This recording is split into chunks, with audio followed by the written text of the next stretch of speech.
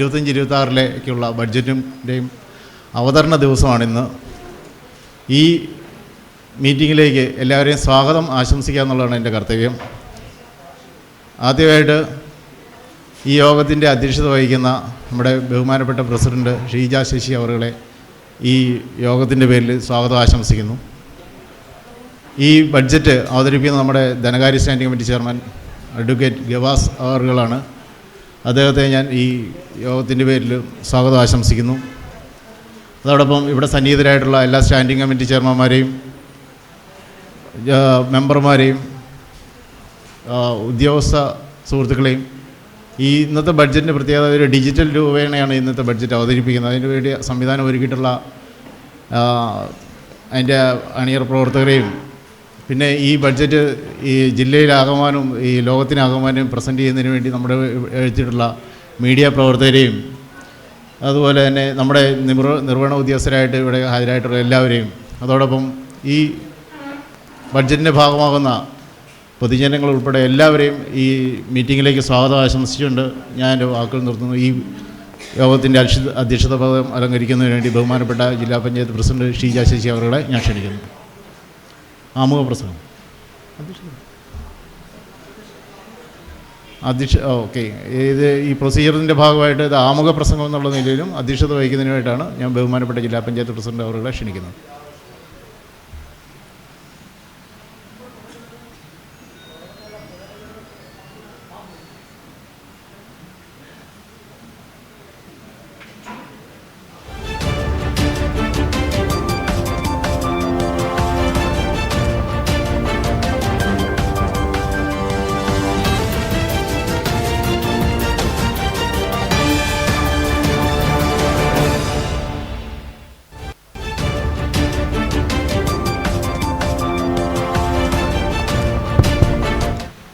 ഏറ്റവും ബഹുമാനിയായിട്ടുള്ള കോഴിക്കോട് ജില്ലാ പഞ്ചായത്തിൻ്റെ വൈസ് പ്രസിഡൻറ്റ്,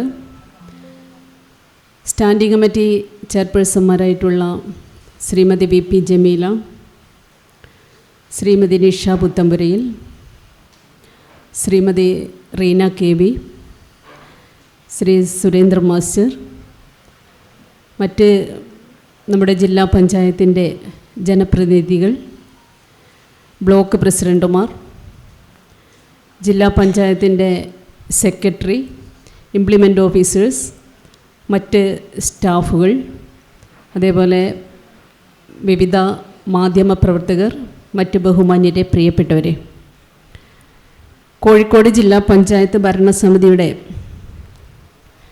2024-25 വർഷത്തെ പുതുക്കിയ ബഡ്ജറ്റും അതേപോലെ 25-26 വർഷത്തെ വാർഷിക ബജറ്റുമാണ് ഇന്നിവിടെ അവതരിപ്പിക്കപ്പെടാൻ പോകുന്നത്. നമുക്കറിയാം, കോഴിക്കോട് ജില്ലാ പഞ്ചായത്തിനെ സംബന്ധിച്ചിടത്തോളം കഴിഞ്ഞ 4 വർഷവും നമ്മൾ അവതരിപ്പിച്ചിട്ടുള്ള ബഡ്ജറ്റ് എന്ന് പറയുന്നത്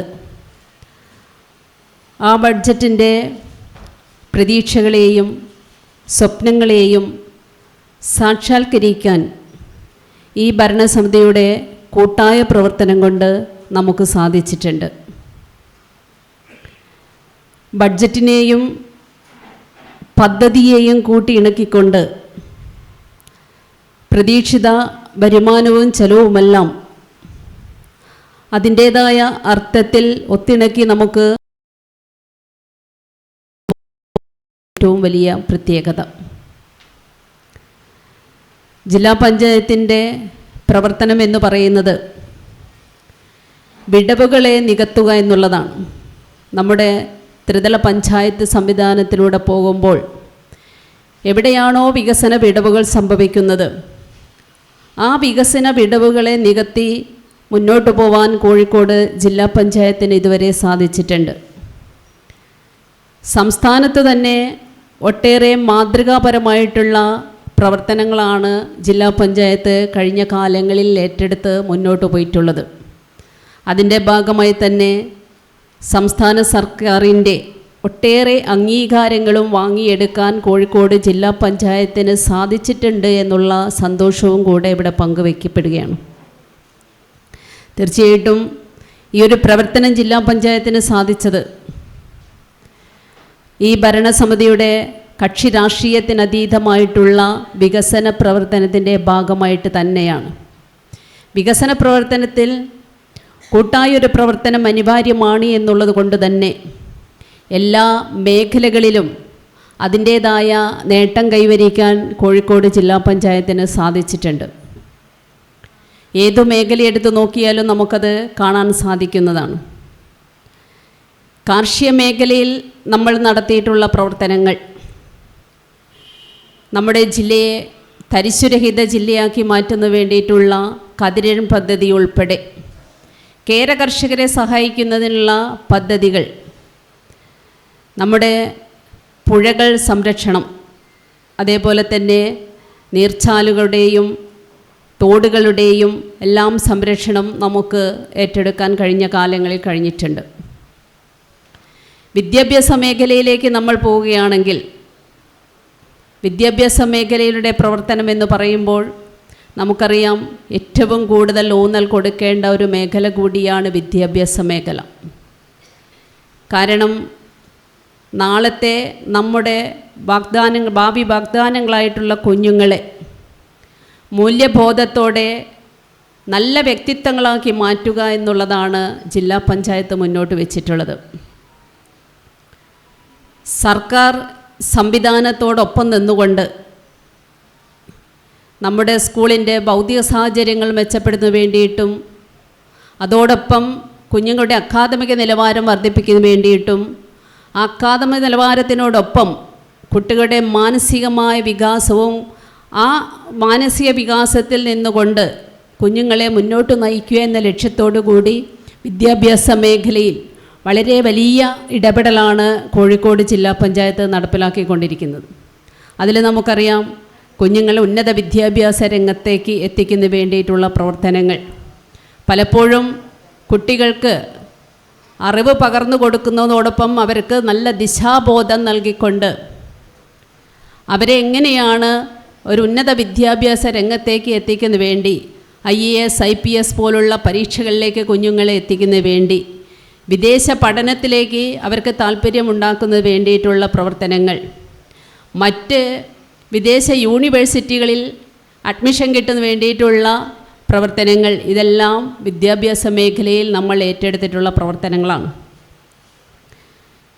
മൂല്യബോധമുള്ള വ്യക്തിത്വങ്ങളാക്കി മാറ്റുന്നതിന് വേണ്ടി കുഞ്ഞുങ്ങൾക്ക് മൂല്യബോധം പകർന്നു കൊടുക്കുന്നതിന് അതിനു വേണ്ടിയിട്ടുള്ള ഇടപെടലുകൾ ജില്ലാ പഞ്ചായത്ത് വിദ്യാഭ്യാസ മേഖലയിൽ നടത്തിക്കൊണ്ടിരിക്കുകയാണ്. പുലർക്കാലം പോലുള്ള പദ്ധതികളെല്ലാം നമുക്കറിയാം നല്ല വ്യക്തിത്വങ്ങളാക്കി മാറ്റുന്നതിന് കുട്ടികൾക്ക് വളരെയേറെ സഹായകരമായിട്ടുള്ള പദ്ധതിയാണ്. കുഞ്ഞുങ്ങളെ വിദ്യാഭ്യാസത്തോടൊപ്പം കാർഷിക മേഖലയിലേക്ക് എത്തിക്കുന്നതിന് വേണ്ടിയിട്ടുള്ള പ്രവർത്തനങ്ങൾ ജില്ലാ പഞ്ചായത്തിന് ഏറ്റെടുത്ത് നടത്താൻ സാധിച്ചിട്ടുണ്ട്. കൃഷിപാഠം പദ്ധതിയൊക്കെ അതിൻ്റെ ഭാഗമായിട്ടാണ് ജില്ലാ പഞ്ചായത്ത് നടപ്പിലാക്കിയിരിക്കുന്നത്. അപ്പം ഇങ്ങനെ വലിയ തോതിലുള്ള ഒരു വികസന പ്രവർത്തനം വിദ്യാഭ്യാസ മേഖലയിൽ നമുക്ക് കൊണ്ടുവരാൻ സാധിച്ചിട്ടുണ്ട്. അതോടൊപ്പം തന്നെ നമുക്കറിയാം SC ST വിഭാഗങ്ങളെ, ഭിന്നശേഷിക്കാർ, വയോജനങ്ങൾ, കുട്ടികൾ, സ്ത്രീകൾ, ഈ മേഖലയിലും വളരെ വലിയ ഇടപെടലാണ് കഴിഞ്ഞ 4 വർഷം കൊണ്ട് ജില്ലാ പഞ്ചായത്തിന് ഏറ്റെടുക്കാൻ സാധിച്ചിട്ടുള്ളത്. വയോജന സൗഹൃദ ജില്ലയാക്കി മാറ്റുക, ഭിന്നശേഷി സൗഹൃദ ജില്ലയാക്കി മാറ്റുക, ജെൻഡർ സൗഹൃദ ജില്ലയാക്കി മാറ്റുക, ഇതെല്ലാം ജില്ലാ പഞ്ചായത്തിൻ്റെ അജണ്ടയിൽ ഉൾപ്പെട്ടതാണ്. അതിനു വേണ്ടിയിട്ടുള്ള പ്രവർത്തനങ്ങൾ വലിയ തോതിൽ നടന്നുകൊണ്ടിരിക്കുന്നു എന്ന് നമുക്ക് കാണാൻ സാധിക്കും. വയോജന മേഖലയിലുള്ള പ്രവർത്തനത്തിൻ്റെ ഭാഗമായിട്ട് വയോജന സേവന അവാർഡ് നമുക്ക് കിട്ടിയിട്ടുണ്ട്. ഭിന്നശേഷി മേഖലയുടെ അവാർഡ് നമുക്ക് കിട്ടിയിട്ടുണ്ട്. ഇപ്പോൾ നമ്മൾ ഒരു ജെൻഡർ സ്റ്റാറ്റസ് സ്റ്റഡി നടത്തിയിട്ടുള്ള ഒരു ജില്ല കോഴിക്കോട് ജില്ലയായിരിക്കും. നമ്മുടെ സ്ത്രീകളുടെ പ്രശ്നങ്ങൾ അഡ്രസ്സ് ചെയ്തുകൊണ്ട് അവരുടെ പ്രശ്നങ്ങൾ എന്താണെന്ന് മനസ്സിലാക്കുന്ന വേണ്ടിയിട്ടുള്ള ഒരു പ്രവർത്തനം നടത്തുന്നതിൻ്റെ ഭാഗമായിട്ട് കോഴിക്കോട് ജില്ലാ പഞ്ചായത്ത് ജെൻഡർ സ്റ്റാറ്റസ് സ്റ്റഡി നടത്തിയിട്ടുണ്ട്. നമ്മുടെ ആ പ്രവർത്തനങ്ങളും ഈ ജില്ലാ പഞ്ചായത്തിൻ്റെ മാതൃകാപരമായിട്ടുള്ള പ്രവർത്തനം തന്നെയാണ് എന്ന് നമുക്ക് കാണാൻ സാധിക്കും. SC ST വിഭാഗത്തിലെ കുഞ്ഞുങ്ങളെ അവരുടെ സമൂഹത്തിൻ്റെ മുഖ്യധാരയിലേക്ക് അവരെ എത്തിക്കുക എന്നുള്ള വേണ്ടിയിട്ടുള്ള ഒട്ടേറെ പ്രവർത്തനങ്ങളാണ് ജില്ലാ പഞ്ചായത്ത് ഈ കാലയളവിൽ ഏറ്റെടുത്ത് നടത്തിയിട്ടുള്ളത്. നമുക്കറിയാം കുഞ്ഞുങ്ങളുടെ SC/ST വിഭാഗത്തിൽപ്പെട്ട കുട്ടികൾ അവർക്ക് വേണ്ട എല്ലാവിധ പിന്തുണയും വിദ്യാഭ്യാസപരമായിട്ടും മറ്റ് കായികപരമായിട്ടുമൊക്കെയുള്ള എല്ലാവിധ പിന്തുണയും കൊടുത്തുകൊണ്ടാണ് ജില്ലാ പഞ്ചായത്ത് ഇക്കാലം അത്രയും മുന്നോട്ട് പോയിട്ടുള്ളത്. പശ്ചാത്തല മേഖല എടുത്തു നോക്കിയാലും നമുക്ക് കാണാൻ സാധിക്കും വളരെ വലിയ മാറ്റം പശ്ചാത്തല മേഖലയിൽ ഓരോ വർഷവും നമുക്ക് എത്തിക്കാൻ സാധിച്ചിട്ടുണ്ട്. 60 കോടി 50 കോടി രൂപയുടെ റോഡ് പ്രവർത്തികൾ മാത്രം കഴിഞ്ഞ വർഷങ്ങളിൽ നമുക്ക് ചെയ്യാൻ സാധിച്ചിട്ടുണ്ട്.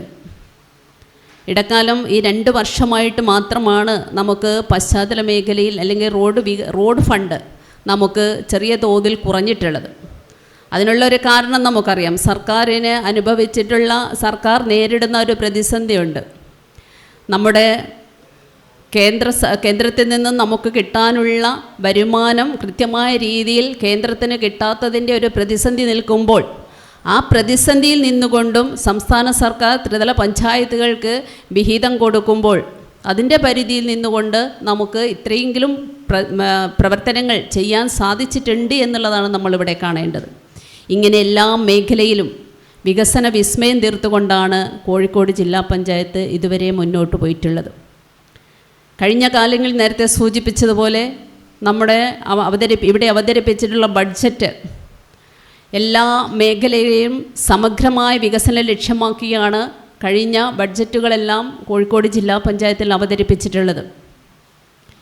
ഈ ബഡ്ജറ്റ് അവതരിപ്പിക്കുമ്പോഴും നമ്മൾ പ്രതീക്ഷിക്കുന്നത് അതേ രീതിയിൽ തന്നെ സമഗ്രമായ വികസനം ലക്ഷ്യമാക്കിക്കൊണ്ടാവും ഇന്ന് നമ്മുടെ വൈസ് പ്രസിഡന്റ്, ധനകാര്യ സ്റ്റാൻഡിംഗ് കമ്മിറ്റി ചെയർമാൻ ഇവിടെ ബഡ്ജറ്റ് അവതരിപ്പിക്കുന്നത്.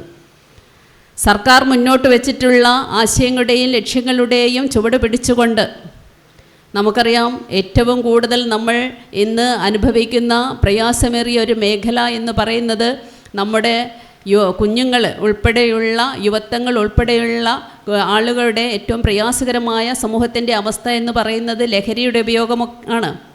അതോടൊപ്പം മാലിന്യമുക്ത ജില്ലയാക്കി മാറ്റുന്നതിൻ്റെ പ്രവർത്തനങ്ങൾ, ഇതെല്ലാം വളരെ വലിയ തോതിൽ നമ്മൾ ഇനിയും ഏറ്റെടുക്കേണ്ടതായിട്ടുണ്ട്. ഞാനിവിടെ നേരത്തെ കുറേയേറെ കാര്യങ്ങൾ സൂചിപ്പിച്ചപ്പോൾ നമുക്കറിയാം എല്ലാം പൂർണ്ണമായി എന്ന് നമുക്ക് അവകാശപ്പെടാൻ സാധിക്കില്ല. ഇനിയും ഒട്ടേറെ പ്രവർത്തനങ്ങൾ ഇതിൻ്റെ ഭാഗമായിട്ട് നമുക്ക് ഏറ്റെടുത്ത് മുന്നോട്ട് പോവേണ്ടതായിട്ടുണ്ട്.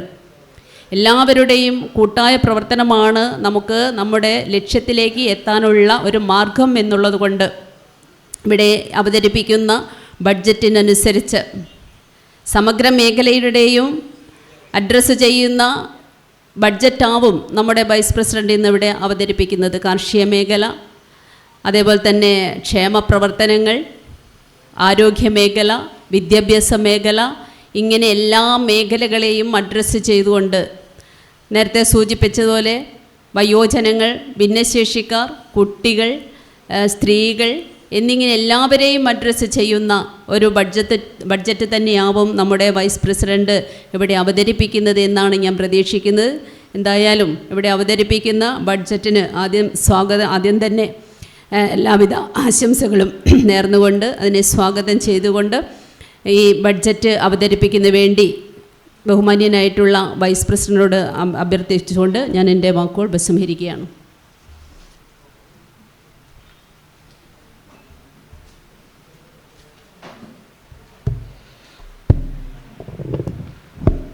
ബഹുമാനപ്പെട്ട ജില്ലാ പഞ്ചായത്ത് പ്രസിഡന്റ്, ഈ ബഡ്ജറ്റ് അവതരണ യോഗത്തിൻ്റെ അധ്യക്ഷ, വേദിയിലെ സഹപ്രവർത്തകരായ സ്റ്റാൻഡിംഗ് കമ്മിറ്റി ചെയർമാൻമാർ VP Jameela, PP Nisha, KV Reena, P Surendran master, Kozhikode ജില്ലാ പഞ്ചായത്തിൻ്റെ secretary Shri TG Ajesh, executive engineer Shri K Chandran, ഏറ്റവും പ്രിയപ്പെട്ട എൻ്റെ സഹപ്രവർത്തകരായ ജില്ലാ പഞ്ചായത്ത് അംഗങ്ങളെ, ബ്ലോക്ക് പഞ്ചായത്ത് പ്രസിഡന്റുമാർ, നിർവഹണ ഉദ്യോഗസ്ഥന്മാർ, മാധ്യമപ്രവർത്തകർ, ഏറ്റവും പ്രിയപ്പെട്ട കോഴിക്കോട് ജില്ലാ പഞ്ചായത്തിലെ ഉദ്യോഗസ്ഥരെ, മറ്റ് ബഹുമാന്യരെ, നേരത്തെ സെക്രട്ടറി ഇവിടെ സൂചിപ്പിച്ചു നമ്മളൊരു ബഡ്ജറ്റ് എന്ന പരീക്ഷണം കൂടി ഇവിടെ നടത്തുന്നുണ്ട് എന്നുള്ളത്.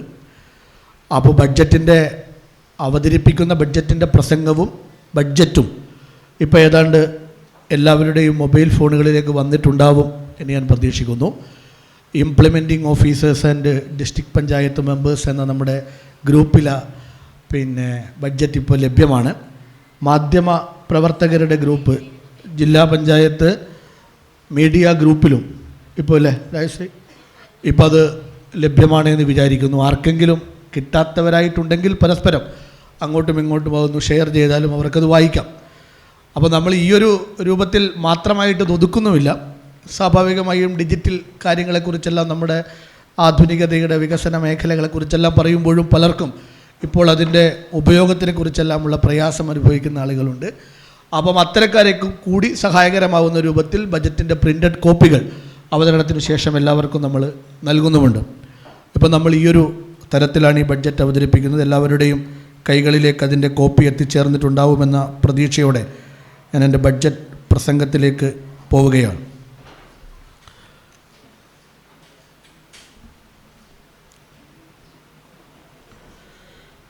റംസാൻ കാലം വിശ്വാസികളെ സംബന്ധിച്ച് പുണ്യ മാസമാണിത്.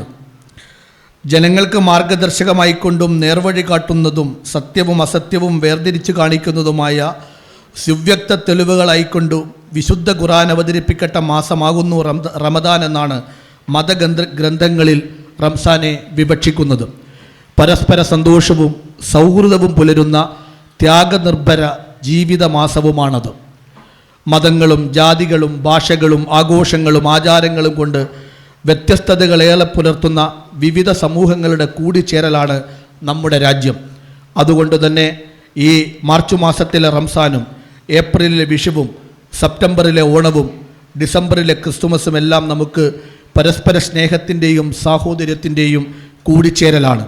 വെറുപ്പ് പുലർത്തുന്ന ശക്തികൾക്കെതിരായ ചെറുത്തുനിൽപ്പിൻ്റെ സന്ദേശം പ്രചരിപ്പിക്കലാണ്. ഇന്ത്യയെ അതിൻ്റെ ആശയ അടിത്തറയോടെ നിലനിർത്തുക എന്നതാണ് പ്രധാനം.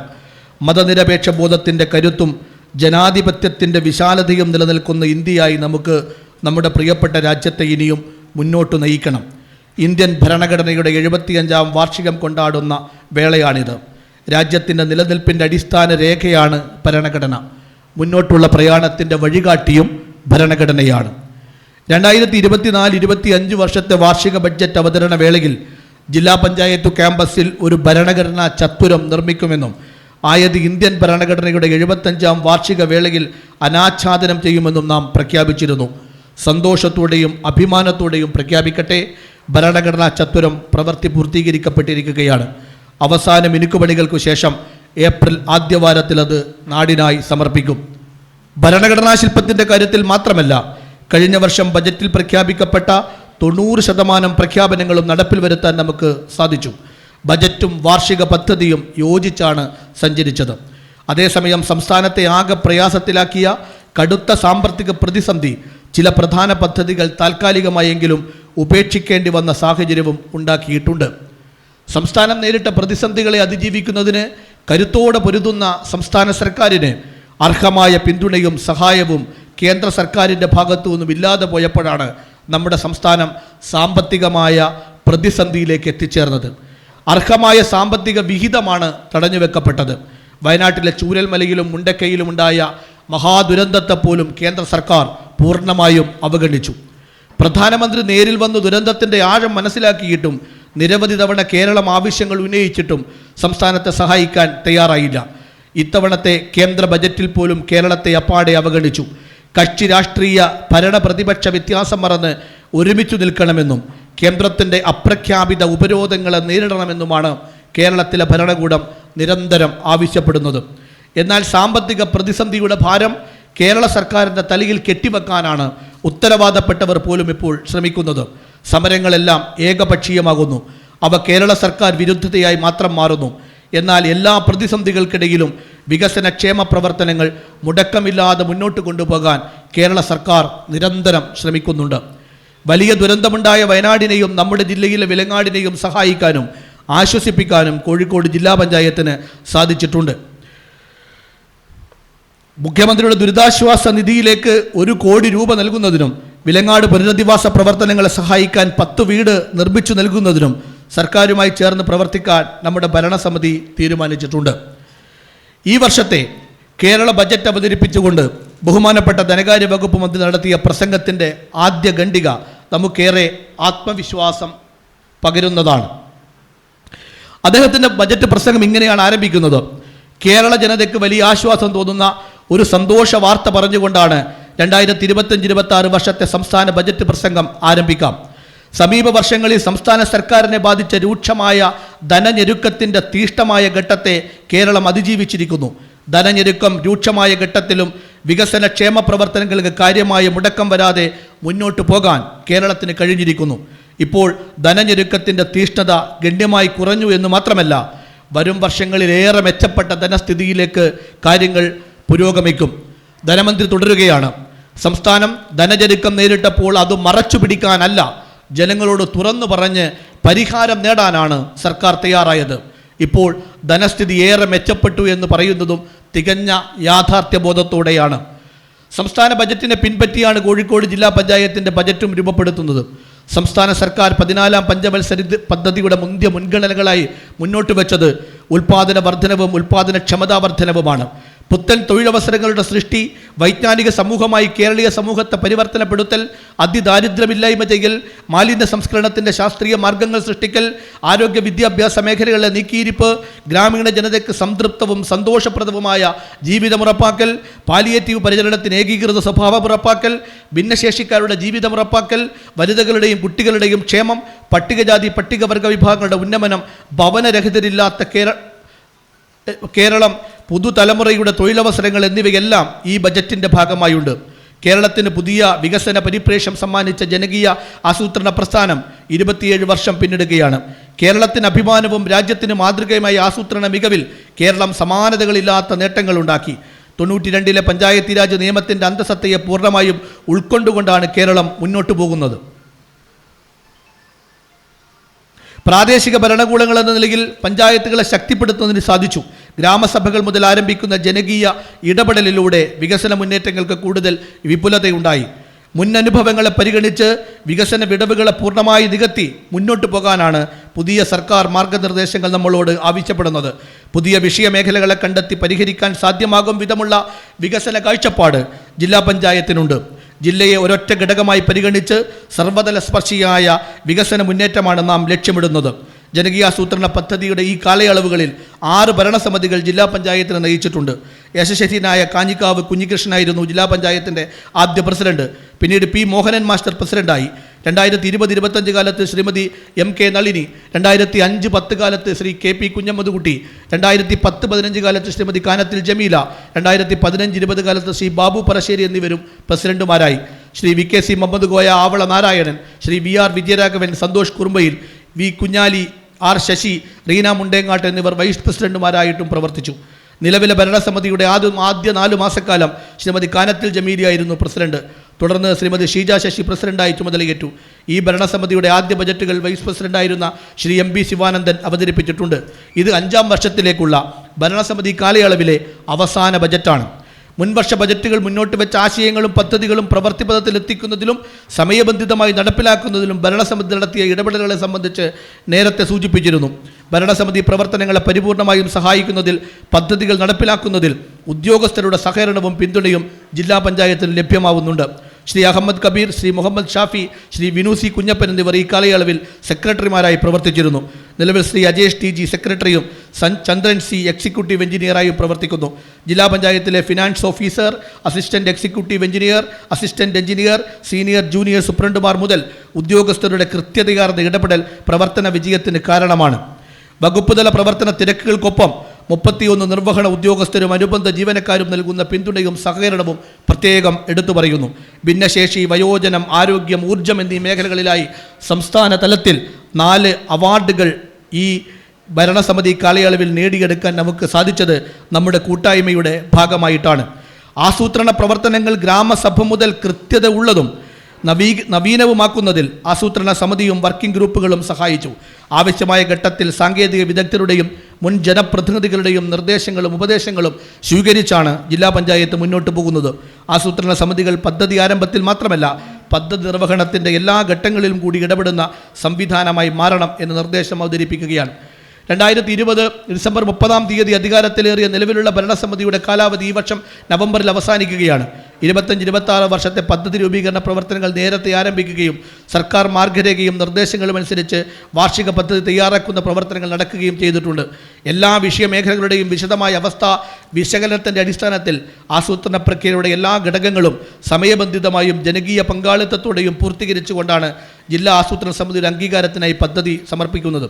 വാർഷിക പദ്ധതിയിൽ രേഖപ്പെടുത്തിയ കേന്ദ്ര സംസ്ഥാന സർക്കാരുകൾ അനുവദിക്കുന്നതും തനതു വരുമാനം വഴി ആർജിക്കുന്നതുമായ വിവിധ ഫണ്ടുകൾ വരവുകളായും ഓരോ പ്രൊജക്റ്റുകളുടെയും നിർവഹണത്തിന് വകയിരുത്തിയ തുക ചെലവുകളായും ഈ വർഷത്തെ ബജറ്റിലേക്ക് രേഖപ്പെടുത്തുന്നു.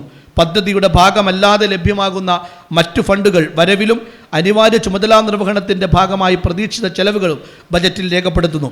ജനകീയമായി സംഘടിപ്പിക്കപ്പെട്ട ഒരു പ്രാദേശിക ഭരണ സംവിധാനം പരിപൂർണമായി ജനതാൽപര്യങ്ങൾക്കനുസൃതമായാണ് പ്രവർത്തിക്കേണ്ടത് എന്ന പൂർണ്ണ ബോധ്യത്തോടെയും ലഭ്യമായ അധികാരവും പണവും ഏറ്റവും ഫലപ്രദമായി ഉപയോഗിക്കുമെന്ന് ദൃഢപ്രതിജ്ഞ ചെയ്തും പുതിയ കാലത്ത് ലോകമാർജിച്ച ശാസ്ത്ര സാങ്കേതിക മേഖലയിലെ വൈദഗ്ധ്യവും പുരോഗതിയും പരമാവധി ജനനന്മയ്ക്കായി ഉപയോഗിക്കണമെന്ന കാഴ്ചപ്പാടോടും ഡിജിറ്റൽ സംവിധാനങ്ങളെ കൂടി ഉപയോഗപ്പെടുത്തി 2025-26 വർഷത്തെ വാർഷിക ബജറ്റ് നിങ്ങൾക്ക് മുമ്പാകെ അവതരിപ്പിക്കുകയാണ്. ശാസ്ത്ര പുരോഗതിയുടെ മേന്മയും ടെക്നോളജിയുടെ കരുത്തും അഭിമാനപൂർവ്വം ഉയർത്തിപ്പിടിക്കുന്ന ഈ കാലത്ത് തന്നെ യുവതയുടെ അതിരുവിടുന്ന രാസലഹരി ഉപയോഗവും വിഭ്രമജനകമായ മാനസിക നീക്കങ്ങളും അതുവഴിയുണ്ടാകുന്ന സംഘർഷങ്ങളുമെല്ലാം സമൂഹത്തെ വല്ലാതെ ഭയപ്പെടുത്തുന്നുണ്ട്. ഓരോ ദിവസവും നമുക്ക് ചുറ്റും കേട്ടുകൊണ്ടിരിക്കുന്ന അപകടകരമായ വാർത്തകൾ ഭാവിയെക്കുറിച്ചുള്ള ഗൗരവതരമായ ചിന്തകൾക്ക് കൂടി കാരണമാകുന്നുണ്ട്. വർദ്ധിച്ചു വരുന്ന രാസലഹരി ഉപയോഗം ഇളം തലമുറയിൽ വലിയ പ്രയാസങ്ങൾ സൃഷ്ടിക്കുന്നു. സ്കൂൾ കോളേജ് വ്യത്യാസമില്ലാതെ ആൺ പെൺ വ്യത്യാസമില്ലാതെ നമ്മുടെ കുട്ടികൾ ഈ ഇരുട്ട് വഴിയിലൂടെ സഞ്ചരിക്കുന്നു എന്നത് ആശങ്ക ഉണ്ടാക്കുന്നതാണ്. സംഭവിച്ചവയെക്കുറിച്ചുള്ള ഓർത്തുള്ള വിലാപമല്ല, സംഭവിക്കാതിരിക്കാനുള്ള ജാഗ്രതയും പ്രതിരോധവുമാണ് ആവശ്യം. രാസലഹരികൾക്കെതിരായി കോഴിക്കോട് ജില്ലാ പഞ്ചായത്ത് ജില്ലയിലെ മുഴുവൻ ജനങ്ങളെയും അണിനിരത്തിക്കൊണ്ടുള്ള ഒരു വിപുലമായ ജനകീയ ക്യാമ്പയിൻ ഉയർന്നു വരണം. അതിനാവശ്യമായ പ്രഖ്യാപനം ഈ ബജറ്റിൽ നടത്തുകയാണ്. ജില്ലയിലെ മുഴുവൻ തദ്ദേശ സ്ഥാപനങ്ങളുടെയും നേതൃപരമായ പങ്ക് ഈ സദുദ്യമത്തിൽ ഉണ്ടാവണം. മാർച്ച് 26 നാളെ ഇത് സംബന്ധിച്ച ആദ്യ ആലോചനാ യോഗം നടക്കും. തുടർന്ന് ജില്ലയിലെ എല്ലാ സർക്കാർ സംവിധാനങ്ങളെയും കോർത്തിണക്കി യോഗം ചേരും.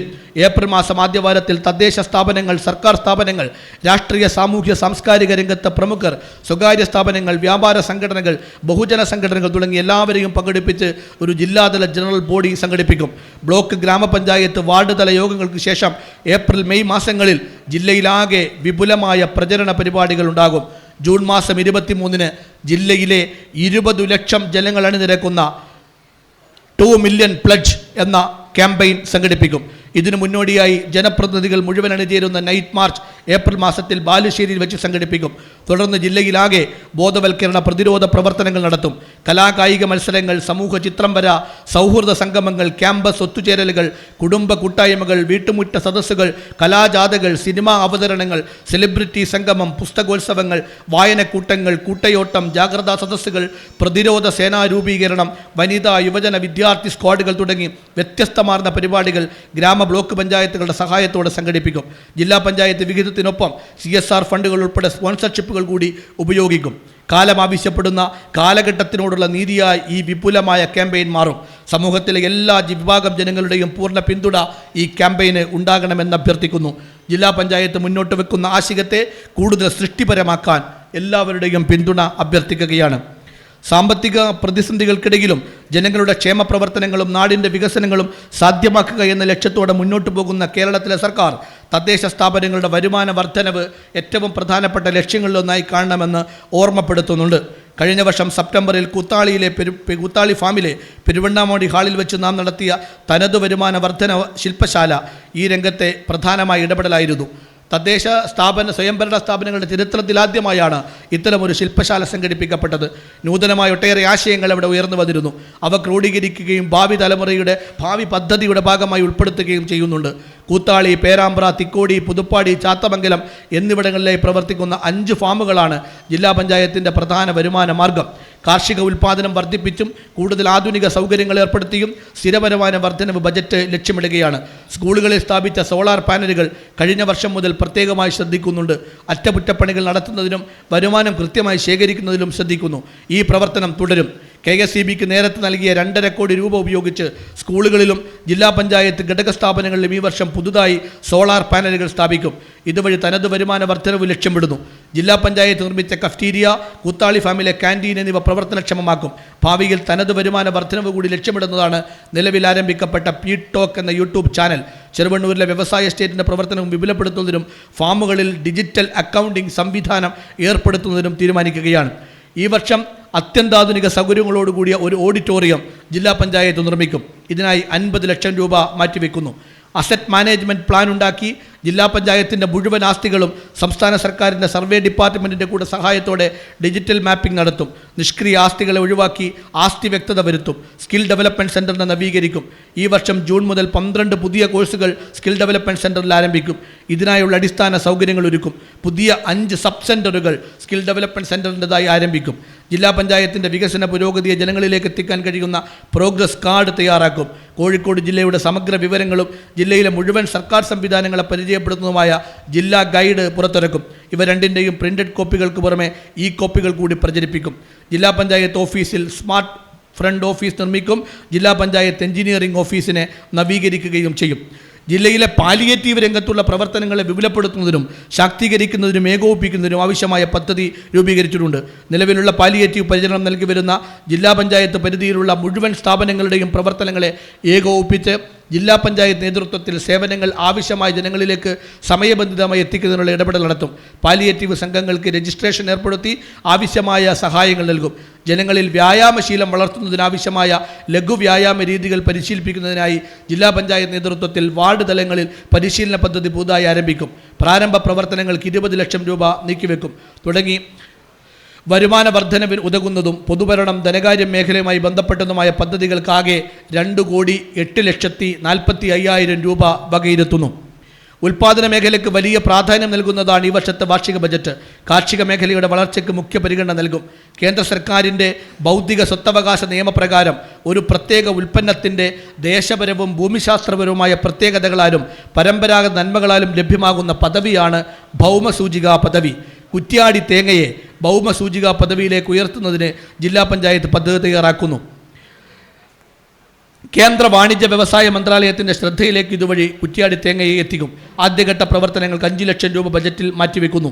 ജില്ലാ പഞ്ചായത്തിൻ്റെ ഫാമുകളിലെ ഉൽപ്പന്നങ്ങൾ പൊതുജനങ്ങൾക്ക് പരിചയപ്പെടുത്താനും കൂടുതൽ ഉൽപ്പാദനവും വിൽപ്പനയും ലക്ഷ്യമിട്ട് ഈ വർഷം വിപുലമായൊരു ഫാം ഫെസ്റ്റ് സംഘടിപ്പിക്കും. പ്രാരംഭ പ്രവർത്തനങ്ങൾക്ക് 5 ലക്ഷം രൂപ മാറ്റിവെക്കുന്നു. ജില്ലാ പഞ്ചായത്തിൻ്റെ ഫാം ഉൽപ്പന്നങ്ങൾ വിൽപ്പനയ്ക്കായി ഒരു സെയിൽ കൗണ്ടർ ജില്ലാ പഞ്ചായത്തിൽ ആരംഭിക്കും. മുൻവർഷം തീരുമാനിച്ച് നടക്കാതെ പോയ അഗ്രി ഇൻക്യുബേഷൻ സെൻറ്റർ, അത് IT എന്നാണ് അച്ചടിച്ചു വന്നത്, അഗ്രി ഇൻക്യുബേഷൻ സെൻറ്റർ ഈ വർഷം പ്രാവർത്തികമാക്കും. കർഷകർക്ക് അവരുടെ കാർഷിക ഉൽപ്പന്നങ്ങൾ മൂല്യവർദ്ധിത ഉൽപ്പന്നങ്ങളായി മാറ്റുന്നതിനും വ്യാവസായിക അടിസ്ഥാനത്തിൽ പുതിയ വിപണികൾ കണ്ടെത്തുന്നതിനും സെൻറ്റർ സഹായകരമാവും.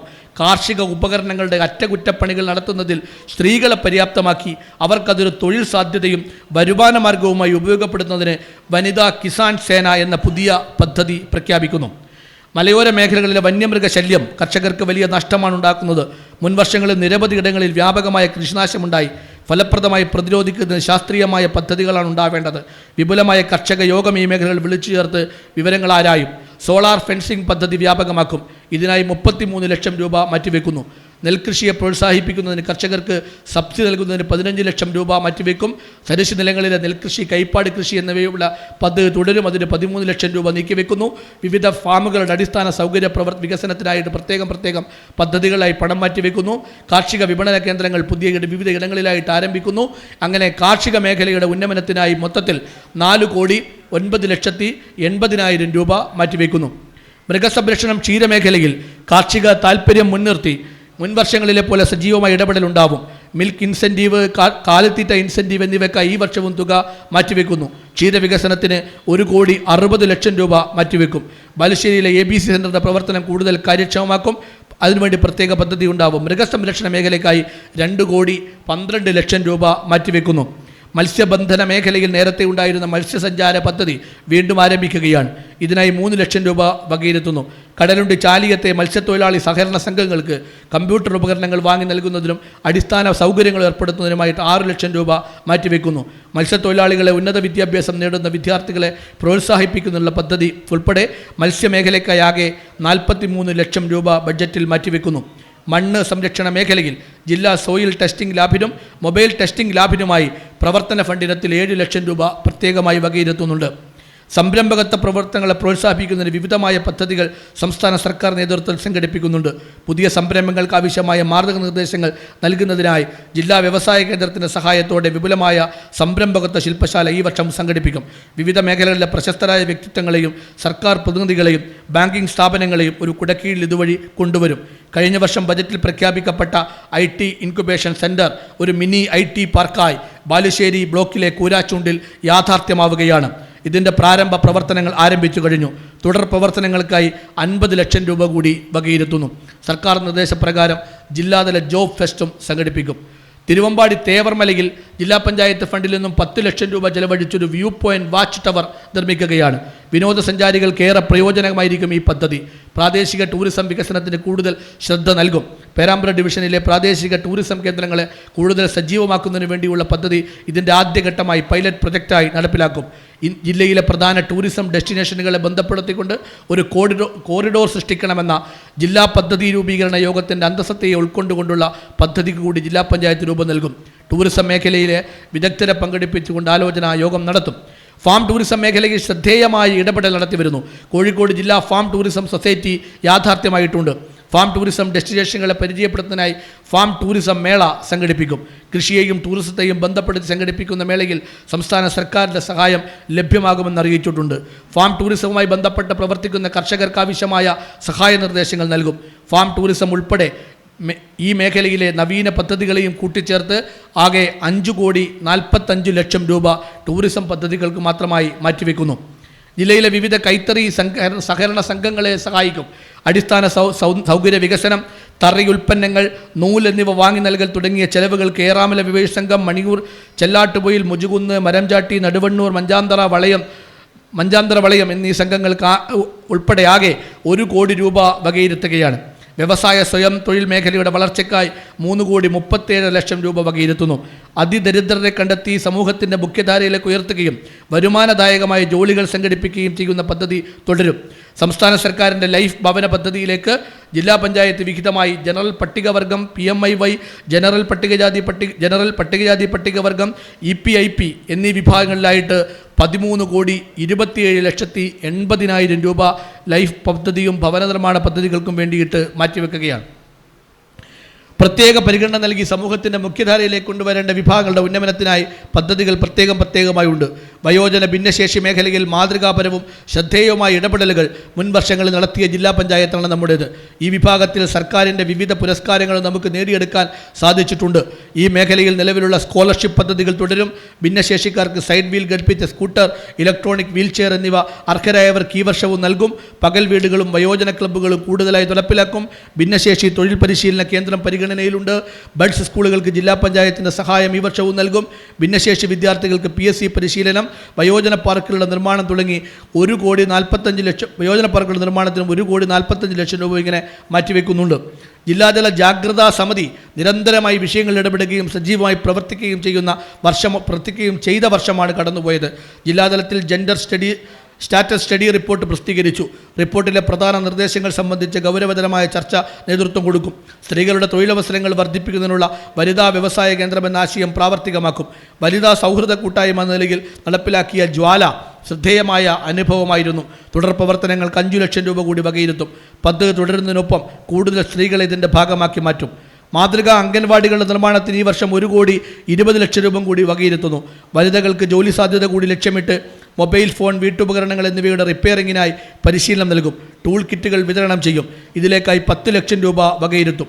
ഇതോടൊപ്പം വനിതകൾക്ക് ഹോം നഴ്സിംഗ്, ഹോം കെയർ പരിശീലനത്തിനായിട്ട് 5 ലക്ഷം രൂപയും നീക്കിവെക്കും. പേരാമ്പ്രയിലെ വനിതാ ഹോസ്റ്റൽ പുനരുദ്ധാരണത്തിനും നവീകരണ പ്രവർത്തനവുമായിട്ട് 30 ലക്ഷം രൂപയും ജെൻഡർ പാർക്ക് നിർമ്മാണവുമായി ബന്ധപ്പെട്ട പ്രവർത്തനങ്ങൾ പൂർത്തീകരിക്കുന്നതിന് 90 ലക്ഷം രൂപയും മാറ്റിവെക്കുന്നു. സാമൂഹികവും സാമ്പത്തികവുമായി പിന്നോക്കം നിൽക്കുന്ന പട്ടികജാതി പട്ടികവർഗ വിഭാഗങ്ങളെ സമൂഹത്തിൻ്റെ മുഖ്യധാരയിൽ സജീവമാക്കുന്ന നടപ്പിലാക്കിയ പ്രവർത്തനങ്ങളെല്ലാം ലക്ഷ്യപ്രാപ്തിയിലെത്തിക്കാൻ നിരന്തര ഇടപെടലുകളോട് നമുക്ക് സാധിച്ചിട്ടുണ്ട്.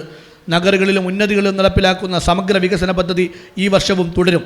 പട്ടികജാതി ഉദ്യോഗാർത്ഥികൾക്ക് തൊഴിൽ പരിശീലനം, നൈപുണ്യ പരിശീലനം, പ്രൊഫഷണൽ വിദ്യാഭ്യാസം പൂർത്തിയാക്കിയ SC വിദ്യാർത്ഥികൾക്ക് അപ്രന്റീസ്ഷിപ്പ്, വനിതകൾക്ക് തൊഴിൽ പരിശീലനം, പഠനമുറി നിർമ്മാണം എന്നിവയ്ക്കെല്ലാമായി 1,50,00,000 രൂപ മാറ്റിവെക്കുന്നു. മരുതോങ്കര പഞ്ചായത്തിലെ റെസിഡൻഷ്യൽ സ്കൂളിൽ ആധുനിക സൗകര്യങ്ങളോടുകൂടിയ ഗ്രൗണ്ട് നിർമ്മിക്കാൻ 1 കോടി രൂപയും ബജറ്റിൽ ഉൾപ്പെടുത്തുന്നു. പട്ടികജാതി മേഖലയിലാകെ 16 കോടി രൂപ ബജറ്റ് വിഹിതമായിട്ടുണ്ട്. പട്ടിക വർഗക്ഷേമത്തിനായി വിവിധ പദ്ധതികൾ ബജറ്റിലുണ്ട്. മുറി നിർമ്മാണം, പഠനയാത്ര, പണിയ, കാട്ടുനായിക വിഭാഗങ്ങളിലെ വിദ്യാർത്ഥികൾക്ക് സ്കൂൾ യൂണിഫോം, PSC പരിശീലനം, വനിതകൾക്ക് തൊഴിൽ പരിശീലനം എന്നിവയ്ക്കായാകെ 85 ലക്ഷം രൂപ വകയിരുത്തുന്നുണ്ട്. ഈ മേഖലയിലാകെ 1,10,00,000 രൂപ ബജറ്റിൽ മാറ്റിവെക്കുന്നു. വിദ്യാഭ്യാസ മേഖലയിൽ സംസ്ഥാനത്തിനാകെ മാതൃകയായ പദ്ധതികളും പരിപാടികളും നമുക്ക് ആവിഷ്കരിച്ച് നടപ്പിലാക്കുന്നുണ്ട്. ജില്ലാ പഞ്ചായത്തിന് കീഴിലെ വിദ്യാഭ്യാസ സ്ഥാപനങ്ങളിൽ ഭൗതിക സാഹചര്യം മെച്ചപ്പെടുത്താൻ സജീവ ഇടപെടൽ സാധ്യമാക്കുന്നുണ്ട്. എഡ്യൂക്കെയർ സമഗ്ര വിദ്യാഭ്യാസ പദ്ധതി തുടരും. പുലർകാലം, കൃഷിപാഠം പദ്ധതികൾ ജനശ്രദ്ധയാകർഷിച്ചവയാണ്.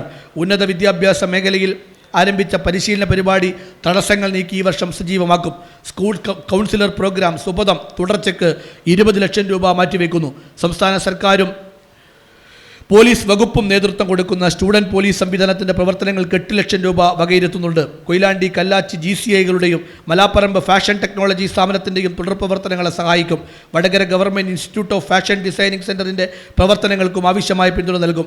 ജില്ലാ സാക്ഷരതാ സമിതിയുമായി സഹകരിച്ച് കാഴ്ച പരിമിതരായ 100 പേർക്ക് സാക്ഷരത ബ്രെയിൻ ലിപി പരിശീലനം ആരംഭിക്കും. തൂണേരി ബ്ലോക്ക് പഞ്ചായത്തിലെ സഹകരണത്തോടെ സാക്ഷരതാ മിഷൻ കമ്പ്യൂട്ടർ പഠന കേന്ദ്രം സ്ഥാപിക്കും. കേരള സർക്കാർ മുന്നോട്ട് വെച്ച ഗുണമേന്മ വിദ്യാഭ്യാസ പദ്ധതിക്കനുസൃതമായ പദ്ധതികൾ ഹൈസ്കൂൾ, ഹയർ സെക്കൻഡറി തലങ്ങളിൽ ആരംഭിക്കും. വിദ്യാഭ്യാസ മേഖലയുടെ പ്രവർത്തനങ്ങൾക്കാകെ 17,70,00,000 രൂപ മാറ്റിവെക്കുകയാണ്. ആരോഗ്യരംഗത്ത് വിപ്ലവകരമായ മാറ്റങ്ങൾക്ക് ജില്ലാ പഞ്ചായത്ത് ഇടപെടൽ വഴി സാധ്യമായിട്ടുണ്ട്. വടകര ജില്ലാ ആശുപത്രി, കോഴിക്കോട് ആയുർവേദ ആശുപത്രി, എരഞ്ഞിക്കലിലെ ജില്ലാ ഹോമിയോ ആശുപത്രി എന്നിവയുടെ ആവർത്തന ചെലവുകൾ നിർവഹിക്കുന്നതിനൊപ്പം സ്നേഹസ്പർശം, സ്പന്ദനം, ജീവജ്യോതി തുടങ്ങിയ ജില്ലാ പഞ്ചായത്തിൻ്റെ മാതൃകാ പദ്ധതികൾ കൂടുതൽ ജനക്ഷേമം ഉറപ്പുവരുത്തി കൊണ്ടുപോകും. മാവൂർ തെങ്ങിലക്കടവിലെ ഭൂമി വിട്ടുകിട്ടുന്നതിനുള്ള ശ്രമങ്ങൾ അവസാന ഘട്ടത്തിലാണ്. റവന്യൂ മന്ത്രിയുടെ നേതൃത്വത്തിൽ ആരോഗ്യ തദ്ദേശ മന്ത്രിമാരുടെ സാന്നിധ്യത്തിൽ ഒരു യോഗം ചേരുന്നതിന് ജില്ലാ പഞ്ചായത്ത് പ്രസിഡന്റിൻ്റെ ഇടപെടൽ ഭാഗമായി മന്ത്രി സമ്മതിച്ചിട്ടുണ്ട്. ശ്രീ PTA റഹീം MLA ഇന്നലെയും ഇക്കാര്യത്തിൽ നിയമസഭയിൽ സബ്മിഷൻ ഉന്നയിക്കുകയും നന്നായി ഇടപെടുകയും ചെയ്യുന്നുണ്ട്. പുതുതായി രൂപീകരിച്ച ക്യാൻസർ കെയർ സൊസൈറ്റിയുടെ നേതൃത്വത്തിൽ ഈ വർഷം തന്നെ ക്യാൻസർ കെയർ സെൻറ്റർ ഇവിടെ ആരംഭിക്കും. തെങ്ങിലക്കടവിൽ ആരംഭിക്കും. ഇതിൻ്റെ പ്രാരംഭ പ്രവർത്തനങ്ങൾക്കായി 10 ലക്ഷം രൂപ മാറ്റിവെക്കുന്നു. ആരോഗ്യ മേഖലയിലെ വിവിധ പ്രവർത്തനങ്ങൾക്കായി 7,75,00,000 രൂപ മാറ്റിവെക്കുന്നുണ്ട്. കേരളോത്സവം സംഘാടനം കുറ്റമറ്റതാക്കും. കൂടുതൽ യുവജനങ്ങളെ ഈ രംഗത്തേക്ക് ആകർഷിക്കും. ഗ്രാമ, ബ്ലോക്ക്, കോർപ്പറേഷൻ, മുനിസിപ്പാലിറ്റി മത്സരങ്ങൾക്ക് ശേഷം നടക്കുന്ന ജില്ലാതല മത്സരങ്ങളുടെ മുഖ്യ സംഘാടനം യുവജനക്ഷേമ ബോർഡിനൊപ്പം ജില്ലാ പഞ്ചായത്തിൻ്റെ ചുമതലയാണ്. കലാകാരന്മാർക്കും സാംസ്കാരിക പ്രവർത്തകർക്കും ഒപ്പമാണ് എന്നും ജില്ലാ പഞ്ചായത്ത്. എഴുത്തിനും വായനയ്ക്കും നാടകം ഉൾപ്പെടെയുള്ള കലാപരിപാടികളുടെ അവതരണത്തിനും സഹായകരമാവുന്ന കൾച്ചറൽ പാർക്ക്, സാംസ്കാരിക ഇടം ആരംഭിക്കും. ഇതിനായി സൗകര്യപ്രദമായൊരു സ്ഥലം കണ്ടെത്തും. ജില്ലയിൽ വിവിധ കിഴക്കേത്തറ, അത്തോളി, MG നഗർ, കാവിലുംപാറ, മാണിമേൽ തുടങ്ങി 20 വായനശാലകൾക്ക് സാംസ്കാരിക നിലയങ്ങൾക്കുമായി നിർമ്മാണ പ്രവർത്തനങ്ങൾ, നവീകരണം, അടിസ്ഥാന സൗകര്യമൊരുക്കൽ എന്നിവയ്ക്കായി പണം മാറ്റിവെക്കുന്നു. സമഗ്ര കായിക വികസന പദ്ധതിയുടെ ഭാഗമായി ജില്ലയിൽ 10 കേന്ദ്രങ്ങളിൽ കളിസ്ഥലം, സ്റ്റേഡിയം എന്നിവയുടെ നിർമ്മാണം ആരംഭിക്കും. തുടർ പ്രവർത്തനങ്ങൾ എന്നിവയ്ക്കും ആവശ്യമായ ഫണ്ട് മാറ്റിവെക്കുന്നു. കലാ, സാംസ്കാരികം, യുവജനക്ഷേമം, കായിക വികസനം എന്നീ മേഖലയ്ക്കായാകെ 3,73,00,000 രൂപ മാറ്റിവെച്ചിട്ടുണ്ട്. ജില്ലയിലെ വിവിധ കുടിവെള്ള പദ്ധതികളുടെ പൂർത്തീകരണത്തിനായി പണം ലഭ്യമാക്കും. കുടിവെള്ള സ്രോതസ്സുകളുടെ സംരക്ഷണം, കുളം നവീകരണം, സൈഡ് കെട്ടി സംരക്ഷണം എന്നിവയ്ക്കെല്ലാമായി 4 കോടി രൂപയും മാലിന്യ സംസ്കരണ പ്രവർത്തനങ്ങളുടെ ഭാഗമായി ജില്ലാ പഞ്ചായത്ത് നിർമ്മിക്കുന്ന FSTPക്ക് സ്ഥലം ലഭ്യമാക്കൽ നടപടി അവസാന ഘട്ടത്തിലാണ്. ജില്ലാ കലക്ടർ, ജില്ലാ ശുചിത്വ മിഷൻ എന്നിവയുടെ പിന്തുണ കൂടി ഈ നടപടിക്രമങ്ങൾ വേഗത്തിലാക്കാൻ സഹായകരമായി. അഭിമാനപൂർവ്വം പറയട്ടെ, ശുചിത്വ മേഖലയിൽ 3,61,00,000 രൂപ FSTPയുടെ നിർമ്മാണ പ്രവർത്തനങ്ങൾക്ക് വേണ്ടി മാത്രമായി മാറ്റിവെക്കുന്നു. കൂത്താളി രാജീവ് ദശലക്ഷം കോളനിയിലെ ടോയ്ലറ്റ് സമുച്ചയ നിർമ്മാണം ഉൾപ്പെടെ 40 ലക്ഷം രൂപ ഉൾപ്പെടെ ആകെ 4,41,00,000 രൂപ ഈ ഇനത്തിൽ മാറ്റിവെക്കുകയാണ്. പശ്ചാത്തല മേഖലയുടെ വികസനത്തിൽ ഏറ്റവും പ്രധാനപ്പെട്ടത് റോഡ് വികസനമാണ്. ജില്ലാ പഞ്ചായത്ത് ആസ്തിയിൽ ഉൾപ്പെട്ട റോഡുകൾക്ക് പുറമെ ഏറ്റവും പ്രധാനപ്പെട്ട ഗ്രാമീണ റോഡുകളുടെ കാര്യത്തിലും ജില്ലാ പഞ്ചായത്ത് ശ്രദ്ധിക്കാറുണ്ട്. പുതിയ റോഡുകൾ ജില്ലാ പഞ്ചായത്ത് ആസ്തിയിലേക്ക് ഉൾപ്പെടുത്തി ആർട്രാക്ക് സോഫ്റ്റ്വെയർ ഉൾപ്പെടുത്താനുള്ള പ്രവർത്തനങ്ങൾ നടന്നു വരുന്നു. ആസ്തി റോഡുകളുടെ എണ്ണം വർദ്ധിക്കുന്നതോടെ ഇതിനാവശ്യമായ കൂടുതൽ ഫണ്ടും കണ്ടെത്തേണ്ടി വരും. വികസന മുന്നേറ്റങ്ങൾക്ക് ആവശ്യമായ തരത്തിൽ കെട്ടിട സൗകര്യങ്ങൾ ഒരുക്കുന്നതിലും കൂടുതൽ ശ്രദ്ധ നൽകുന്നുണ്ട്. തനത് റോഡുകൾ നാറ്റ്പാക്ക് നിർദ്ദേശിക്കുന്ന തരത്തിലേക്ക് ഗുണനിലവാരം ഉയർത്തും. പുതുപ്പാടി ചിപ്പിലത്തോട് മരുതിലാവ് പാലത്തിന് 50 ലക്ഷം രൂപയും കാവിലുംപാറ കാര്യമുണ്ട പാലത്തിന് 40 ലക്ഷം രൂപയും ഉൾപ്പെടെ വിവിധ പാലങ്ങളുടെ നിർമ്മാണത്തിലും തുക മാറ്റിവെക്കുന്നുണ്ട്. ഊർജ്ജ സംരക്ഷണ പ്രവർത്തനങ്ങളുടെ ഭാഗമായി സൗരോർജ്ജ പാനലുകൾ എല്ലാ ഘടക സ്ഥാപനങ്ങളിലും സ്ഥാപിക്കും. പൊതുലാഭത്ത് പ്രവർത്തികൾക്കായാകെ 11,39 ലക്ഷം രൂപയും ഊർജ്ജ സംരക്ഷണ രംഗത്ത് 3 കോടി രൂപയും മാറ്റിവെക്കുന്നു. മനുഷ്യൻ്റെ നിലനിൽപ്പിന് തന്നെ ഭീഷണിയാവുന്ന തരത്തിൽ പാരിസ്ഥിതിക പ്രശ്നങ്ങൾ വർദ്ധിച്ചു വരികയാണ്. ആധുനികതയുടെ ആഹ്ലാദത്തിൽ പഴമയുടെ നന്മയും ഭംഗിയും നഷ്ടപ്പെടുത്തിക്കൂടാ. പരിസ്ഥിതി പ്രവർത്തനം രാഷ്ട്രീയ പ്രവർത്തനത്തിൻ്റെയും പൊതുപ്രവർത്തനത്തിൻ്റെയും സജീവ ഭാഗമാവണം. തണ്ണീർത്തടങ്ങൾ, കാവുകൾ, നദികൾ എന്നിവയെ സംരക്ഷിക്കുന്നതിലൂടെ പ്രകൃതി ദുരന്തങ്ങളെപ്പോലും ഒരു പരിധിവരെ പ്രതിരോധിക്കാം. ജനങ്ങളിൽ പരിസ്ഥിതി അവബോധം സംസ്കാരം വളർത്തിയെടുക്കുന്നതിന് സജീവമായി ജില്ലാ പഞ്ചായത്ത് ഇടപെടും. ജില്ലയുടെ ജൈവ വൈവിധ്യ കലവറകൾ നിലനിർത്താൻ സംസ്ഥാന ജൈവ വൈവിധ്യ മാനേജ്മെൻറ്റ് കമ്മിറ്റിയുടെ നേതൃത്വത്തിൽ നടക്കുന്ന പ്രവർത്തനങ്ങൾക്ക് ജില്ലയിൽ ചുക്കാൻ പിടിക്കുന്നത് ജില്ലാ പഞ്ചായത്താണ്. ജില്ലാ പഞ്ചായത്ത് പ്രസിഡന്റ് അധ്യക്ഷയായ കമ്മിറ്റി സമയബന്ധിതമായി യോഗം ചേരുകയും പ്രവർത്തനങ്ങൾ വിലയിരുത്തുകയും ചെയ്യുന്നുണ്ട്. ഔദ്യോഗിക ജീവി, പൂവ്, മത്സ്യം, ചിത്രശലഭം എന്നിവ സംബന്ധിച്ച് ജനകീയ വിവര സമാഹരണത്തിന് ശേഷമുള്ള ഔദ്യോഗിക പ്രഖ്യാപനം കഴിഞ്ഞ ബഡ്ജറ്റിൽ നാം പ്രഖ്യാപിച്ചതാണ്. ഔദ്യോഗിക പ്രഖ്യാപനം മെയ് മാസം 22-ാം തീയതി ജൈവ വൈവിധ്യ ദിനത്തിൽ നടക്കും.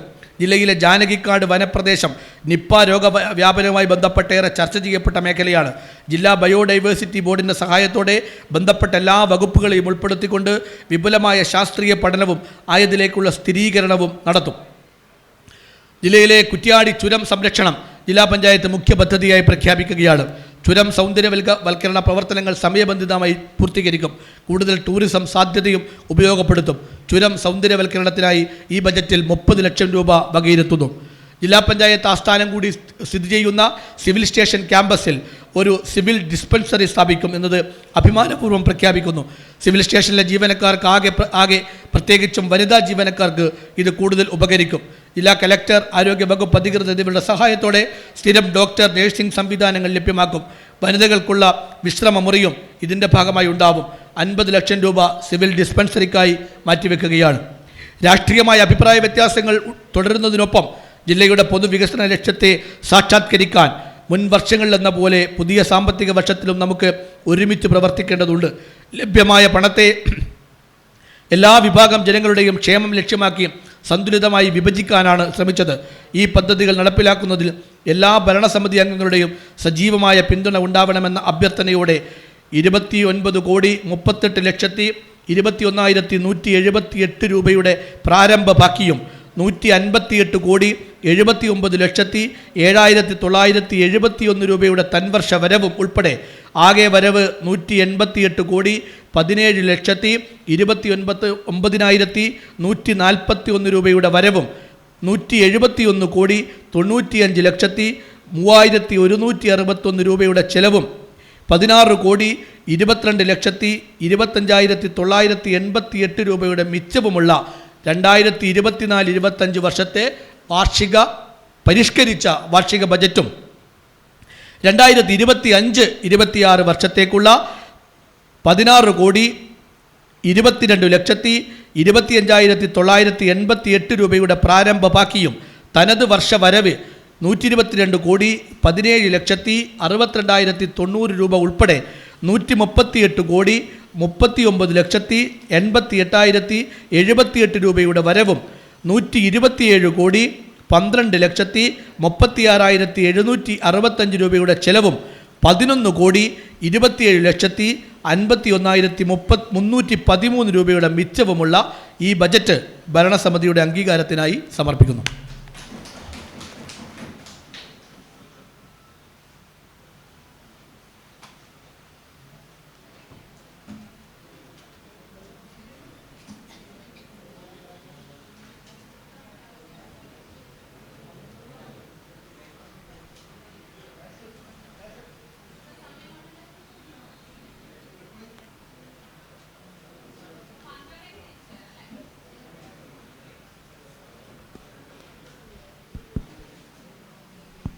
ഹലോ.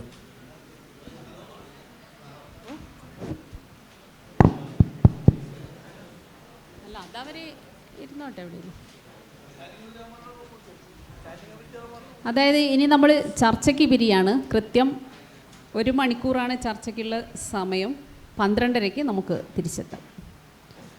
അപ്പം സ്റ്റാൻഡിംഗ് കമ്മിറ്റി ചെയർമാന്മാരെ റൂം ഉപയോഗപ്പെടുത്താം ചർച്ചയ്ക്ക്.